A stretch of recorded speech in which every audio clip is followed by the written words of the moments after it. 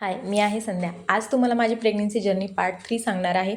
Part 2मध्ये मी तुम्हाला सांगितलंच की मी गुरुचरित्राचं पारायण केलं होतं. तर आता ते गुरुचरित्राचं पारायण कसं करायचं, कधी करायचं किंवा लेडीज करू शकतात का, त्याच्या नियम अटी काय आहेत, पूजा मांडणी कशी करायची, संकल्प कसा करायचा, या सगळ्या प्रश्नाची उत्तरं तुम्हाला मी आज देणार आहे.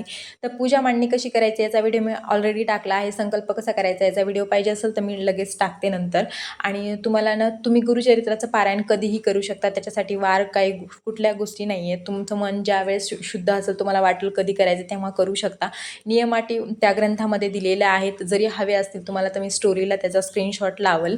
आणि हो, लेडीजही करू शकतात हा ग्रंथ. आणि तुम्ही 7 दिवसाचं किंवा 3 दिवसाचं पारायण करू शकता. मी शक्यतो 7 दिवसाचं तुम्हाला सजेस्ट करेन, कारण आपल्याला एवढा वेळ बसायची सवय नसते आणि 7 दिवसामध्ये करू शकता व्यवस्थित. 3 दिवसात खूप धावपळ होईल. आणि सर्वात मोठा एक नियम आहे की गुरुचरित्राचं पारायण तुम्ही उद्या सुरू करणार आहेत तर आज ना 4 कुत्र्यांना आणि 1 गाईला नैवेद्य दाखवायचा आहे पोळीचा.